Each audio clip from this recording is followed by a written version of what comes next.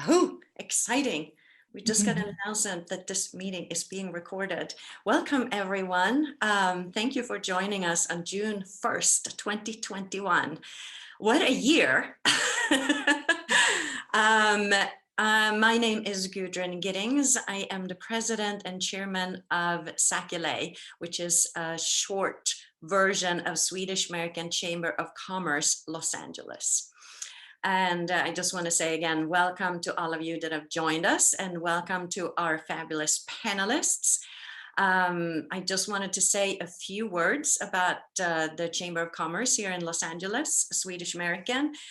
We exist to try to bridge businesses between Sweden and the United States, specifically Southern California and Los Angeles. We had a great time. We've been in business for about 33 years now, so that's exciting. I've been with the Chamber for a very long time.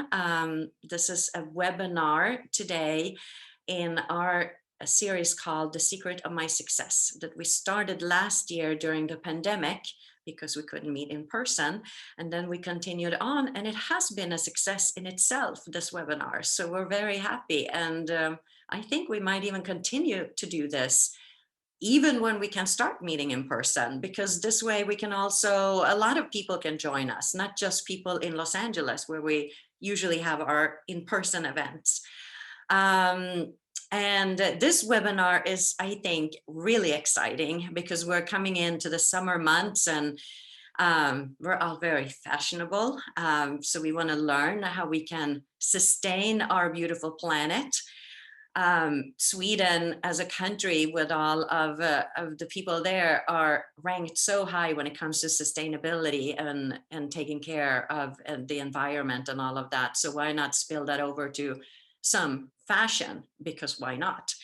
I think that is it. I think for our audience, we cannot see you, we cannot hear you, just so you know, but you can text us down on the bottom of your screen. There's a little bubble that says Q&A. So during the program, you can text us with your questions for the panelists or for us. And also we will open it up. We'll leave about 20-15 minutes left. I really want to hear from you. That's the whole point of this. We want it to be interactive. So please do that. And I think that is it when it comes to all the little tech stuff. I'm actually going to leave this in the very capable hands of our beautiful and talented marketing managers, Julia and Amanda, that will take it over. They have prepared some extraordinary professional and educational questions for our beautiful panelists that will also introduce themselves in a few minutes. And I think that's that. And then I will just pop in when we have like about 2 minutes left. You'll see me again. That's it. I love it. I will just like learn and enjoy. I think we'll go with that. Julia and Amanda, you take it and have a great time. I'm looking forward to this. Thank you. And thank you to our audience for being here today and listening in and learning and all of those things. Okay. Thanks. Thank you so much, Gudrun, for that great introduction of the Chamber. So my name is Amanda, and I am the Finance and Membership Success Marketing Manager at SACC-LA. And next to me, I have Julia, who is the PR and Communications Marketing Manager. And we will serve as your moderators for this webinar on the topic on sustainable fashion. And in this webinar, we will examine the term sustainable fashion from 3 different perspectives, which is consumer, producer, and expert. And the 3 perspectives will be brought to you through our amazing panel consisting of Filippa Nielsen, Brismar, Susanne, and Hanna Cousins. And they will guide us through the different perspectives of sustainable fashion and also give their view on the topic. Yes, and to start things off, we would like the panelists to formally introduce themselves. So let's start with you, Filippa, who will represent the consumer perspective. Yes, my name is Filippa. I live in Sweden, in the south of Sweden, Landskrona. I'm a teacher and I love fashion and clothing, and I, as the consumer here, I only almost only buy secondhand things. Yes. Thank you for that, Filippa. Moving on to Hanna and Suzanne. My name is Hanna Cousins. I've been living in Los Angeles for 25 years and New York for 8 years, so a long time. I'm a knitwear designer. I only do knits and been loving it and doing it for long, and I also teach knitting classes and wrote knitting books on knitting. And now my daughter is my partner in my business. Yeah, so our company is called Eskay Label. And so we mainly work with cashmere or any kind of sustainable fibers or eco-friendly yarn contents. And we work on hand looms here in LA, which are manual knitting machines, which also contribute a lot to how we produce more sustainably clothing. Yes, and last but not least, we have Anna, our expert on the topic. Hello, yeah, thank you. My name is Anna Brismar, and I work as a sustainability consultant in the fashion and textile industry through my own company, Green Strategy. And I've been doing this since 2012, and I have a background in research and consultancy. I've been working as a consultant for various organizations and companies as an environmental consultant, and I have a PhD since 2003 in water, environment, and development. That's my background. Thank you. And Anna, before we start our discussion about sustainable fashion, could you please describe the definition of circular fashion, a term which you founded?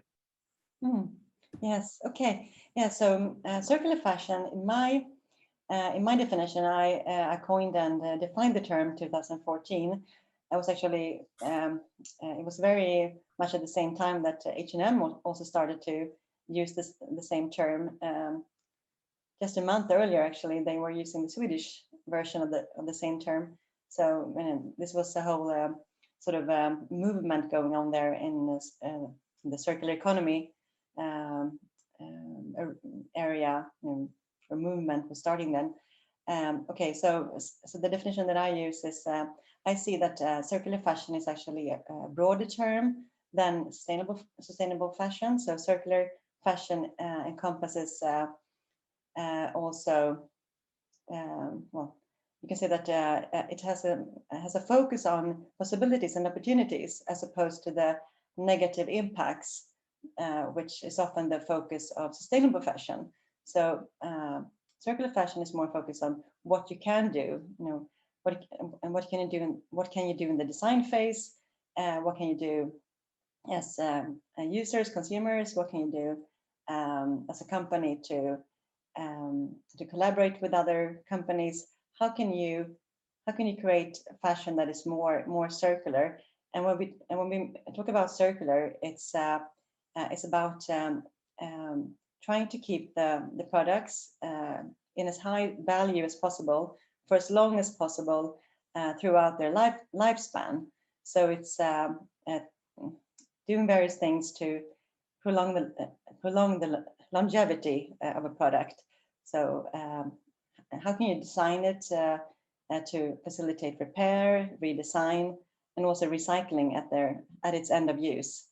And how can you minimize waste? Yeah, so during the whole value chain, how can you use renewable resources? How can you make it biodegradable? How can you make it recyclable? Yeah, so there are various aspects that are more about opportunities as opposed to just the adverse impacts, which is often the focus of sustainable fashion. Thank long, you. Long definition, but yeah, but thank you for clearing that out. And I also love that you focus more like on the positive side of it instead of just all the negative effects. But also regarding that note, you have 15 years of experience working as a sustainability consultant in the fashion industry. And how much would you say that circular fashion has influenced the daily operations at the companies you have worked with? Okay, yeah, I think that over the last years, or at least since 2015, this concept has been more and more embraced by the industry. So more and more companies are actually looking at how can we incorporate circular approaches in our business model? How can we create products that are more circular in the sense, well, not just bringing in organic fibers, but also looking at how can we use recycled materials? How can we introduce services, for example, leasing and redesign, repair services, selling secondhand items. So I think that, what I see is that more and more companies are actually embracing this. So whereas when I started in 2012, there were scattered initiatives, like some companies were working with secondhand items, other companies were working with recycling inventions, still others were looking at how can we create high quality timeless design pieces. So there were all these scattered one focused ways, you could say, but now companies are starting to bring in many of these, as much as possible, these various circular initiatives, circular approaches, using take back schemes and also even investing in innovative companies that are looking at fiber to fiber recycling. So it's much more of a holistic approach where you look at the whole business model. This is really actually I think it really has made a difference over the last years. And when I look at my clients, they want to understand circular fashion, they want to be circular, and I think that the word circular has a more positive tone than the sustainable fashion is really it's also at the core. So there was time for a change of definition or a change of concept, just to make it fresh again, to motivate actors to really embrace these things. Yeah, that's really fun to hear that companies are being more innovative and finding new ways to be good at this. But I also have to ask you, when helping companies in the fashion or textile industry, what is the first thing about their business that you look into? Okay, so the very first thing that I do is that I let them do a comprehensive assessment of their sustainability work. So I have developed a big questionnaire with 80 questions. So I invite various staff from the company to go through, in their own time. They go through these questions, ideally together, in teams. Like the design team is specifically looking at the design phase. There are about 10 questions per phase: the design phase, the sourcing phase, the manufacturing phase, transportation, etc. Even also the office or in office work. What are they doing at the office? And that's the 9th phase, you can say. So I let them think about, reflect upon, what are we doing today? What do we want to do? What can we introduce, or what are we actually deselecting? What do we not want to focus on? Because there are so many things that you can do as a company, so you really have to make trade-offs and think about, what are our core business. Not every company wants to sell secondhand items, but all companies can look at how they can minimize waste, for example. So some questions will be superfluous for some companies, and other questions will be really core for all companies. So that's the first thing that I do. And then I also, as a second step, of course, I look into their vision and values and goals and action plans. So that's like my main elements that I work with. Yes, thank you, Anna. And you also said that more companies are embracing this sustainability mindset, and also you guys, Hanna and Susanne, with Eskay Label. And you mentioned briefly in the beginning how you work with sustainability, but can you please elaborate how you work with sustainability in Eskay Label? I mean, I think from a general perspective, like just my mom's trade, what she's always done with hand looming, it kind of already opened up that world because of the knitting machines we work on. all the pieces are fully fashioned. So from that perspective, we don't really create any waste. We knit the pieces fully done. It's not like doing cut and sew and you waste fabric or anything, but mainly also just because we've always worked in cashmere, which it's about like sourcing your yarn, right? So when we source our cashmere, I made sure they follow like the good cashmere standards. So where we get our yarn from in Inner Mongolia, like we know that the farmers are protected with wages and the environment's protected and the animals are treated fairly, you know. So when we're sourcing yarn, we also source like recycled cotton and make sure they follow the good recycled standard. And it's just about really doing your research on what the content is that you're using. It just so happens that we like loved cashmere anyway, and I grew up with her always using it. And then when we wanted to become a little bit more aware with what we were working for, we just kind of we narrow down to 2 yarns, like a cotton and a cashmere. And we use hand looms, which is, it looks like a little mini keyboard. And you'd be surprised how many sweaters you can produce a day on those. And we really like that concept. And I've been doing that for 30 years and make everything locally and that people locally will work here. And our cotton yarn is made from plastic bottles and from t-shirt materials from factories that do cut and sew. And then the yarn is spun and dyed into what we're using. So we're also using natural dyes, and we hand dye a lot of our sweaters ourselves. So everything is artisanal. And yeah, that's the way we love to do things. And I've been doing it my whole life, yeah.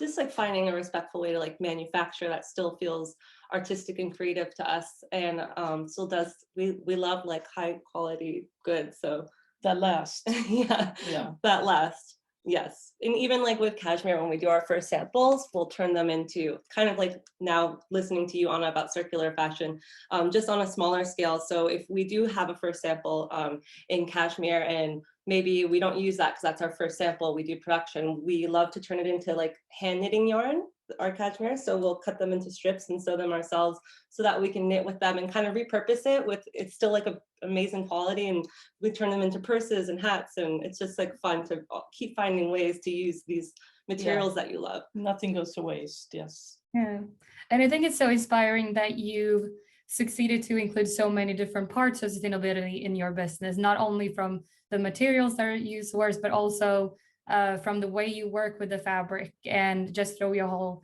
the whole process. But has it always been like that, or have you changed anything in the way you work with sustainability since you started Eskay Label?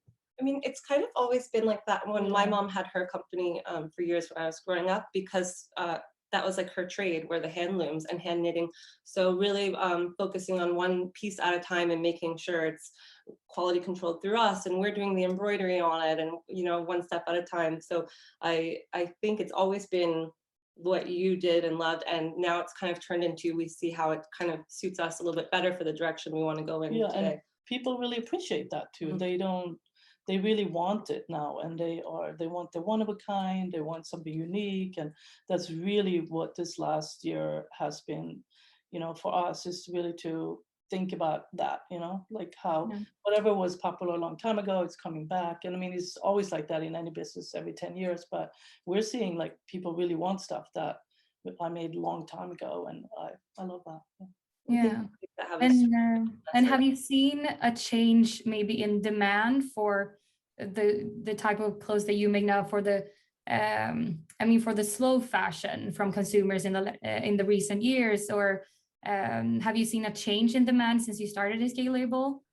Yeah, it's more. I think more. And I think also after this past year, especially, people are becoming really aware, at least when I talk to like our audience, about pieces having a story and a message, and, you know, understanding how it was made and how exciting that is, but also where the idea for it came, or the color choices came. Like, people are being very thoughtful about what they're wearing and what they want to invest in buying, and that's been really beautiful to see. Yeah, and we listen to our, you know, customers and our followers, and, you know, and so we kind of like in that direction create things that we feel are meaningful. And that's, I think from like a wholesale perspective too, because that's where mainly we worked when we started our company. There's been this more meaningful connection with working one-on-one with stores, instead of just pulling from a line sheet, we're like, what can we curate that your audience and our audience would really like, and really like design something beautiful, you know, for doing even wholesale as well as retail. Need and want. It's always like what people,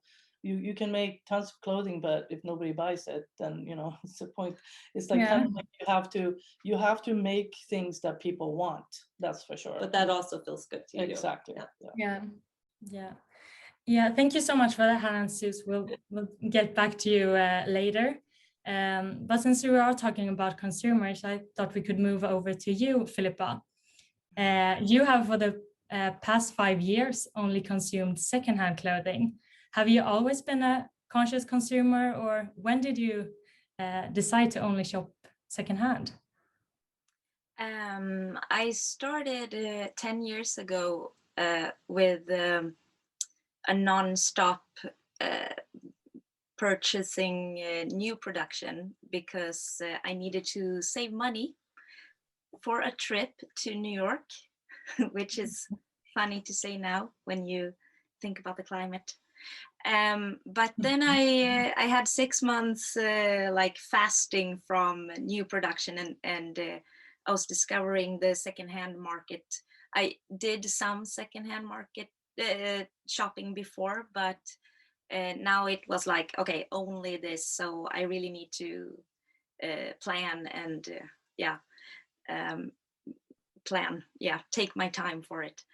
But when I came home from New York, I realized that it did not feel that well. So to purchase new production.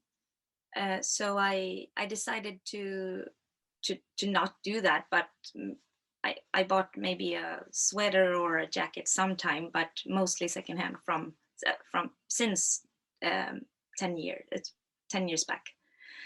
But then I would say like the last 5 years, I haven't bought anything except underwear and some workout clothing, I think. Yeah. That's really fun to hear, and I think me and Amanda can relate, being students on a tight budget. So it's nice. Exactly. So that's what your question was. I just remember now. If I always been a conscious consumer, I think I have, because when I was younger, I always was the first in line for a sale. I always needed the most with the lowest price. So I guess I've been a conscious consumer like that with the price. But at that time, I had no idea about the climate, environment things, or equality, or ethical questions like that, like I do now. Nice. And for some time, you have inspired your followers via your Instagram account, Fashionista Filippa. What inspired you to start this Instagram account, and what do you hope to achieve with it? Actually, I started it because a friend told me that you should post your outfits on Instagram. So then I started it. And I guess I had the thought that, okay, it would be cool to people to see that you can actually be fashionable and only buy secondhand.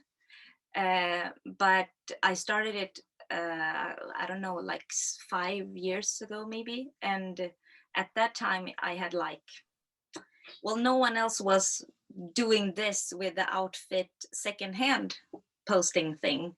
Like, it's a big movement going on now on Instagram. It's very fun and inspiring.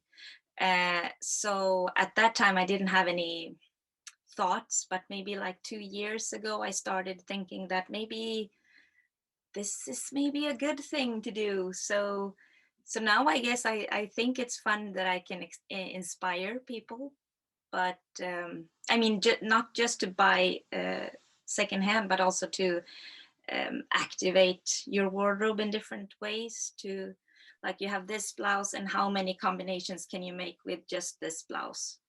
I do a lot of things like that, and like styling tips, and that you can also borrow, or you can hyra. Yeah, rent. Yeah, Yeah. you can rent. And I mean, different ways to be sustainable. Yeah. So that's what I hope that people will see if they follow me. Yeah, I think they definitely do. I love checking out your Instagram for inspiration. So Thank you. those of you who haven't, you should check it out later. Yeah, and for those of you in the audience who have not yet visited your Instagram profile, do you have any tips for someone who wants to become a more conscious consumer? Yeah, well, I would say that what goes around comes around. Like now it's oh, sorry, now someone is calling me on my computer. Well, I think I say that what goes around comes around, because I think that like now in Sweden anyway, the 90s is very fashionable, and so you can just, if you want, you can go into H&M and buy everything that you could actually buy. Is it 30 years ago? 25, 30 years ago. Or you can go to a secondhand or a vintage shop and buy the regular stuff. So I think you need to just get out there and be very open when you start buying secondhand, because you can see something and you're like, no, this is not the thing that I find at H&M. I want that, but you cannot have that now because you just started your journey with secondhand, and that's when you have to be open-minded and rethink like everything, colors.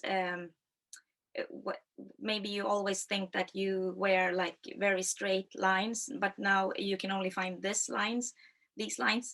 Well, try that. So open-minded, I think, is the best in every area.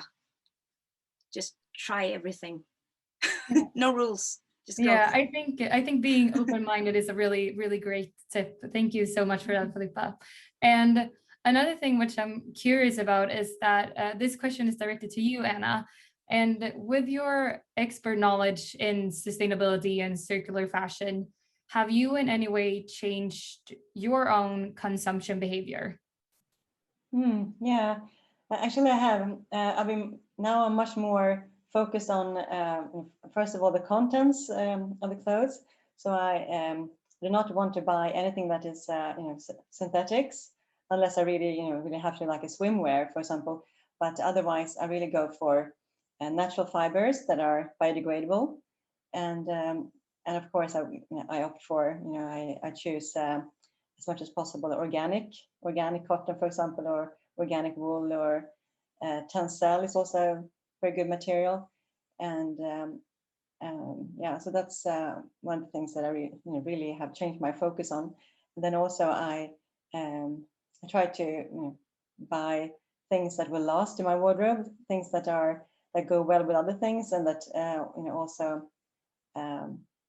they are in alignment with my overall style. So I'm much more true to my style and try to see that things go well together also.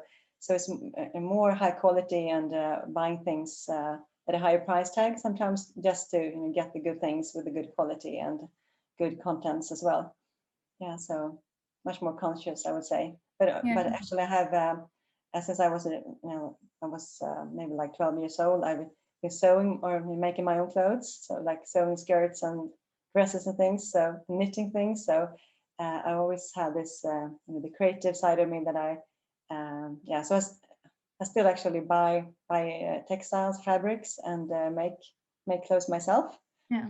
And they're actually the ones that that last the longest actually in my wardrobe. They are the ones that I really chosen the style and the fabric. So as we talked about earlier here, that the on-demand or custom-made choices are really good, I think, for as a sustainability strategy to buy things that you want. And that is also, you said also that you look at things that will last and also something of good quality, and just slow fashion is also a big part of your business, Hanna and Suzanne. And do you believe that there are any misconceptions about slow fashion, and how do you work with enlightening your customers of what it really means with slow fashion? I don't know if there's misconceptions about it. Maybe there's just it's not. I mean, at least in our audience, I found that it wasn't spoken about as much. But I think it was pretty natural for us because it's really about the artisanal process of what you do, which we have like that strong connection to hand looming and hand embroidering and things like that. So we kind of naturally had a fit with starting to use the term slow fashion because, you know, we're just really careful with how we manufacture everything and every step that goes into it, who we're working with, where we're doing our production, where the fiber comes from, how we touch it when it's complete, and do all the finishing touches, and doing one-of-a-kind pieces. Yeah, I think so too. It's we love what we do, obviously. So, you know, we put all that into it, and once people, you know, learn about us and discover us, they come back. And you know, yeah, like you said, I try, you know, because we started more with wholesale, so I guess that was more just speaking to stores and really explaining the process of what we do, and that's where designing with them a little bit would come in, because they would understand the artisanal slow fashion, the process that was what we were making for them. But we try to, on the Instagram or when I do our email blast to our audience, to do like educational posts and show what hand looming is, and explain when we use natural dyes, and show embroidery, so you can just see that it's us, you know, touching your clothes, or who it is that's making it. Exactly. Yeah. You said it all. Yeah, that's nice here. And also, like, your timeless design is a part of your slow fashion concept as well. Yeah. And Gio told us before that you find a lot of inspiration for new clothing when looking at Sue's designs from many years ago. Yeah. And it would be really nice if you could give us like an example of a new design that is trendy now that was inspired by one of Sue's designs. I have a whole book over here, right? Actually, I made a book in the COVID times, in the beginning of COVID. I just took all the photos and all the designs I've done over 30 years and made a book. And it's just like, so we kind of use that now as our Bible. Well, we're laughing how everything is coming back around. I'm like, Mom, we have to make this right now. But I see what I love, which was my biggest, I think my biggest that really took off, was long knitted cardigans. Flowy, long, lightweight. There's nothing more beautiful. And you can't find that many out there. But kind of like from the 80s and the 90s, kind of like a look. And that's what I love. And we're in for now in the holiday, I mean, for the fall collection for our website, we're doing long knitted cashmere cardigans. And I think they're going to be fabulous with slit sides. And I think that's kind of like, I see it more like it's like a trend, you know, it's coming back. It used to be. Also knitted pants. We've been pulling out of her archive a lot of like leggings and pants and bell bottoms right now, and doing like knitted striping, and that's been really exciting. So yeah, bell bottom knitted in organic cotton is beautiful. Yeah, so it's, and you don't see that many knitted pants out there either. So or you do, but they're usually like a cut and sew, like a knitted fabric. Yeah. Not like, you know, fully fashion made like we do. That's really, really cool to hear. And Filippa, let's go back to you again. You offer both personal shopping and stylist services. And when you're styling clients, you want to keep up with the latest trends. What colors or patterns are you looking for in secondhand stores that are trendy today? Well, if you think about what's trendy, I always follow the like street fashion or runways, because I love to watch and get inspired. And you can always, I mean, I would say that you can always find this in a secondhand shop. Maybe not just one, maybe you have to go to like 3. So I mean, I follow the trends that are in the magazines or like that, and then I just try to put an outfit together with what I get, which could be very hard sometimes, but I love the challenge, so I still do it. That's super. And I also have to ask you, what do you think is the most fun part about working as a stylist only using secondhand items? Well, the fun part is that since it is such a big challenge, because I can't just go watch or look it up online and then, okay, we can get that. Or so my last styling assignment, it was we had a really thin, like a frame for what she was supposed to wear. And I think I went to like 10 different stores, and I put a lot of time into that. But in the end, it was a very good completed assignment. And the only thing that was not from secondhand was the socks that I had to buy from H&M, which she kept. So that's a really good job then. Yeah, yeah. we are now, like Gudrun mentioned in the beginning, we will do some audience questions at the end.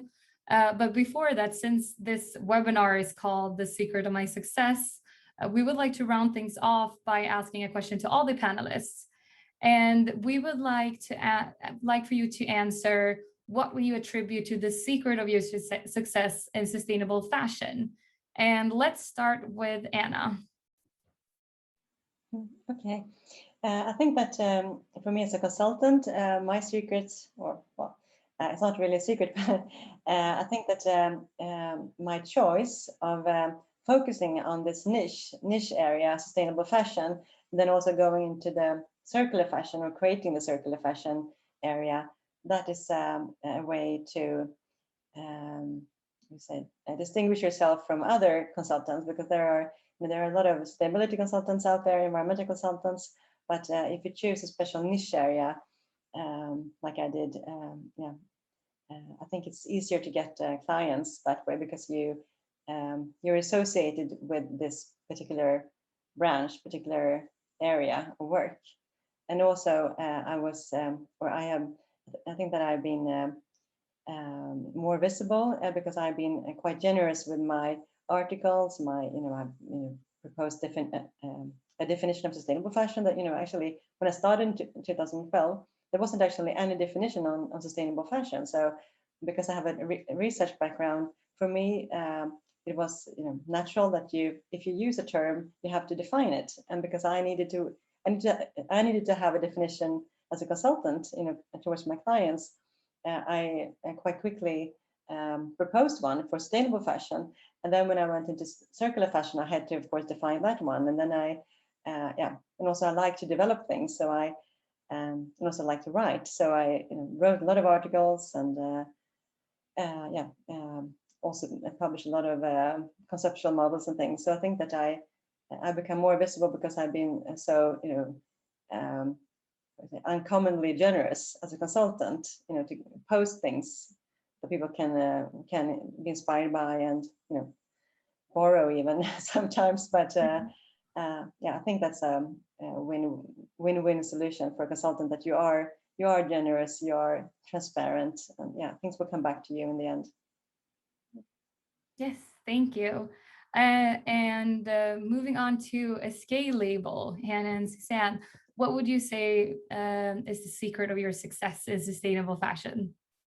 I think, just going off of what Anna was just talking about, like the morals of just being transparent and being really just kind of putting positivity into what you're creating and really truly believing in it is always going to help you, have better relationships with your customers. And I feel like get your message and story across a lot better, because you're just being super vulnerable and honest and true about what you believe in the product you're making. Yep.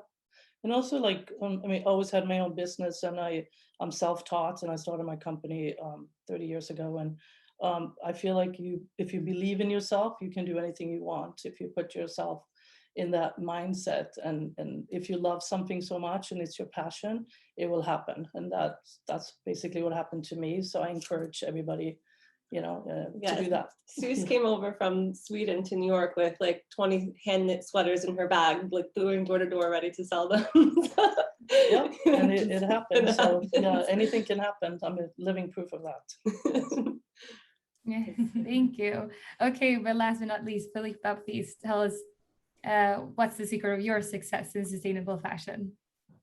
Yeah, so my success would be that I am an expert in secondhand shopping, I think. And I think the secret there is time and patience. So from the beginning, we both me and my husband, we have always worked not 100%, which means that we have a lot of time, but not that much money, maybe comparing to. Yeah, so we had time to go to different shops and stores and find things for the whole family, or I mean, I did that or do that, but also the patience part. I think it's very good to learn how to abstain things, and that you can't just always get what you really want. Maybe you just have to wait. Either it will come by somewhere in a second hand, maybe, or not, and then you just have to move on with your life. And that you can't just go down to the city and buy whatever you want. You maybe have to wait, and I think that's a good secret to have with you if you want to be a successful secondhand shopper. Time and patience. Yes, great, thank you. Let's see. We might actually have time for one more question for all of you. And now we've talked a little bit about how the present work with sustainability is, but I would like to ask you what your thoughts are on the future of the fashion industry, and what do you think it will look like? Now we can start with you, Filippa.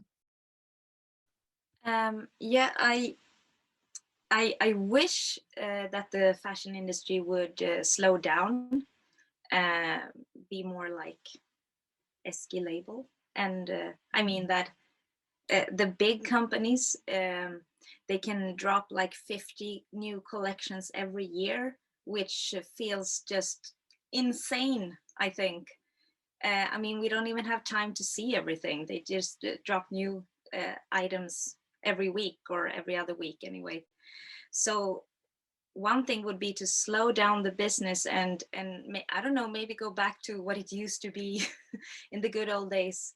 I don't know if it was good old days, but where you wore less and not less items on your body, but you bought less anyway, and you take care of your things more, and maybe you get if you buy a dress from a brand, and then you can get things back, like, okay, it's broken here, can you help me fix it? And I mean that it would be more smaller companies with more thoughtful, more thoughts into their clothing that they make. That's what I really wish for. Yeah. I mean, everybody needs to slow down anyway. So to have a sustainable life, I think. Yeah, and Hanna and Suzanne, what would you say the future of the fashion industry will look like?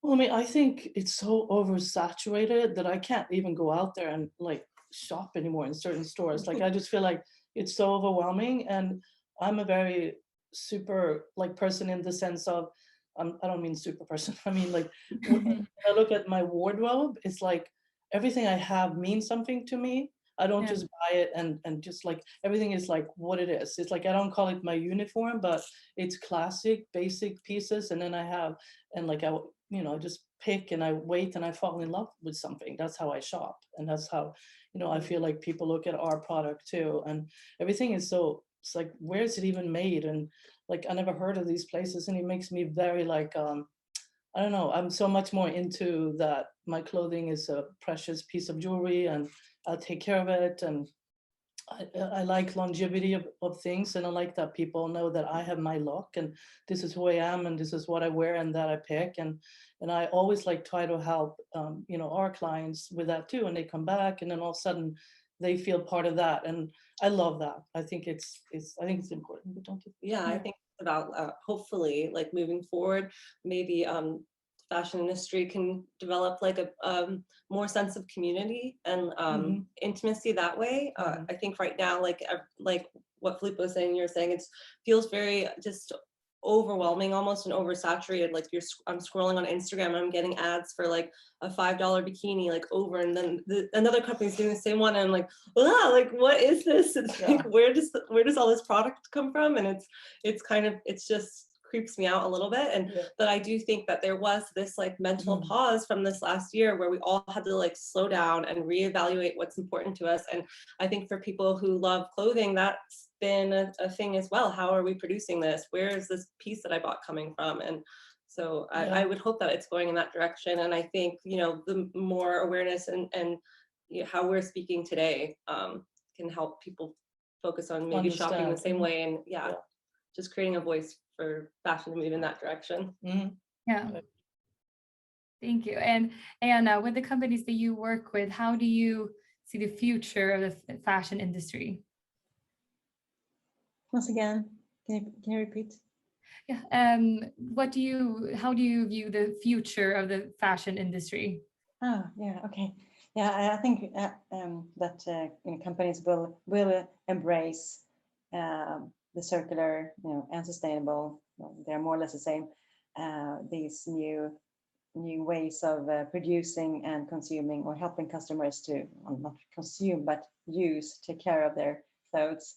And I totally agree with everything that Filippa and Sus and Hanna said earlier, that companies, they need to be more attentive to the new ways of you know, approaching or relating to clothes, that customers will not be happy with, you know, these mainstream, you know, very you know, like looking pieces. So, you know, we want to have more emotional durability when it comes to our clothes. We want to have them more personally made. We want to be part of the design process, for example. Actually, I've been advocating this on-demand production for many years now, even approaching big companies to ask if they would, you know, be interested in introducing this. I call it fashion on demand, but you know, we can even say, you know, apparel on demand or production on demand, so that the customers can actually come into a store, a showroom, and then they can pick their preferred style, and then also, of course, the fabric. And the fabrics should only be sustainable fabrics. You know, there shouldn't be any non-sustainable fabrics in the store to choose among. So styles, and then the fabric, and then also, you know, some extra, for example, if they want to have some special thread or something, so they or a pocket or something, so the customers will be much more involved in the design or you know, last phase of the production. Of course, you know, there will still be designers that propose designs, but I also see that there could be that, you know, the customers can actually also propose designs. For example, like, you know, I would like to have a knitted pair of trousers, you know, like you were saying, or a wonderful long cardigan. And so the companies should really be attentive and open to these suggestions, because you know, the customers are, in the end, those that buy the clothes. So yeah, much more interactions between the customers and the companies. And also, if you have these this interaction, you know, in the showrooms, you know, they can also be repair services and redesign services, and you know, transparent videos showing, you know, how things are made, much more interactions, so that the products can be refined, you know, over time. You know, like things are breaking here and there. Okay, let's fix those parts of the products so they don't always break, and, you know, under the arm or whatever, you know, wherever. So yeah, much more interactions.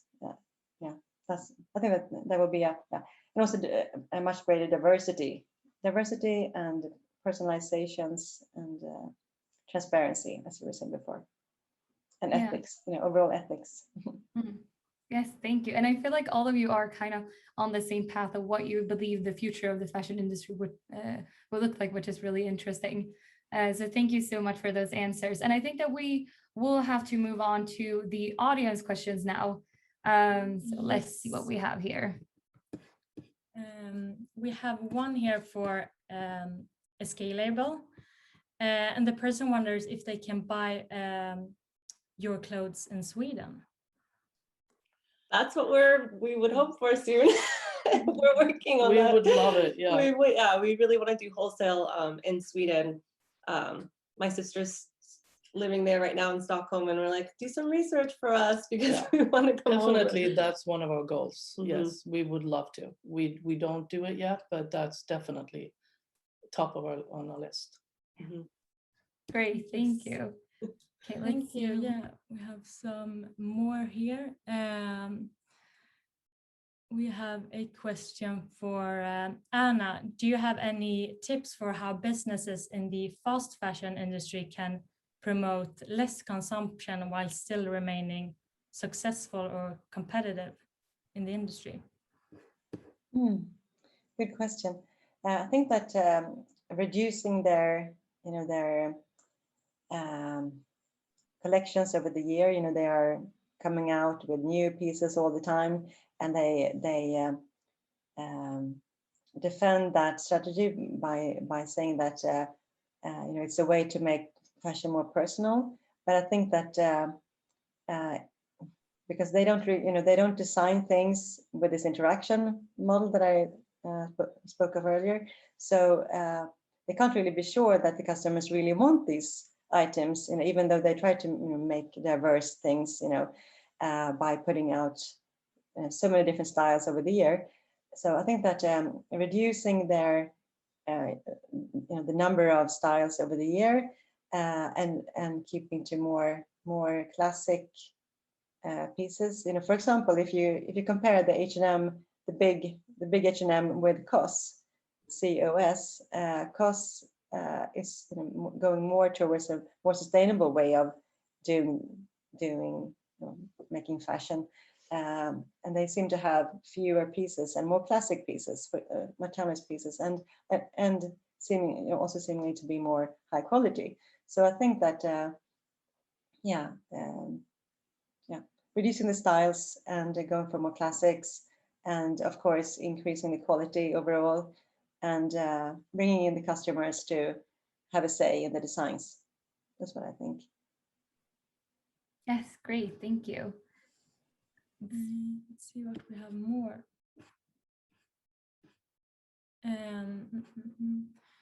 Yeah, I think this is a fun question. Also, for you, Filippa, you talked earlier about how you can reuse your clothes in different ways. Do you have any tips for styling, or how you can use a shirt in different ways? Yeah. Wait, yes, well, now I'm wearing a dress, for example, with a shirt or a blouse maybe, and you can also wear the blouse just with a skirt or trousers or shorts, blazer on, maybe that would look good with this color, I think. But what I do at home a lot, because I love to do this, I always feel like I bought new stuff. So if I take this and then I take out like my whole wardrobe and just try it on with just this, and then I get like 10 new outfits for free. Yeah. So I recommend that. And since we're on the topic of recommendations, this is another question for you, Filippa. This is someone who asked you to share your favorite secondhand store. Oh, my favorite secondhand store. Can I say the one that I work in? Yes, of course. Well, it's of course my favorite. It's in Helsingborg, in south of Sweden. It's called Familjen AB. But I also, I think my second best is also in Helsingborg. It's PMU, Gåsebäck. So it's Ah. Helsingborg. You should go to Helsingborg or Malmö. They have the best secondhand shops down here. Welcome to Skåne. Yeah, great. You can see me on the screen. I popped back in. There's some audience members that are all confused where there's a girl just came in from. Like, don't worry, I'm part of the group. Because we have some audience members that might not have been when I introduced myself. I'm the president and chairman of the Swedish-American Chamber of Commerce in LA, and I've been silent and off camera, so Julie and Amanda could have hosted this awesome webinar. It's actually time to sort of start wrapping up. That's why I'm back. Just need to explain that. So we do have some more questions, and maybe we can, either defer them to our expertise panelists or somehow answer them, in the next couple of days via email. I just want to say as well that I'm just like so happy that we have so many men and guys as audience asking questions and participating in this. I love that. Thank you, all the men, and all the women as well, but awesome.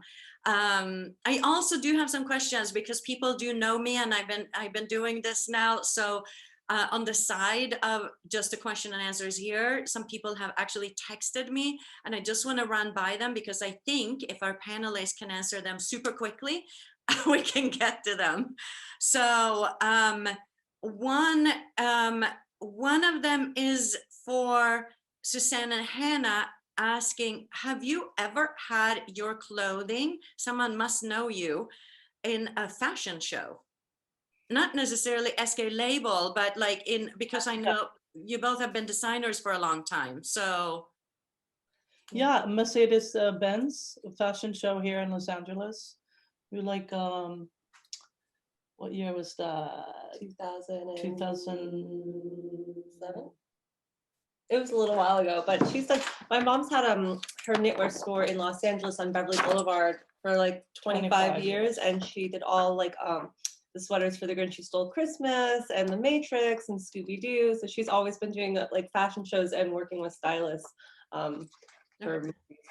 Yeah, so yeah, I'm figuring that somebody must know you, Susanne and Hanna, listening or seeing this, because they asked, and they either been there or heard your names or something. And you Eskay Label is one thing, so we'll just answer that. And also, actually, somebody else asked me the question you already answered, but in a different way, like, where can you buy Eskay Label? I guess they can just Google you and go on your website. Oh, I'm wearing Eskay Label because I'm proud and I'm in LA, and I just want to show this off and saying that I agree with all of our panelists, because even I feel more and more being conscientious about sustainability, of course, but also very personalized. It feels better to have something that you really love, and that you know where it sort of comes from and it has a meaning. And I was saying before we started today that I always get a lot of compliments on this.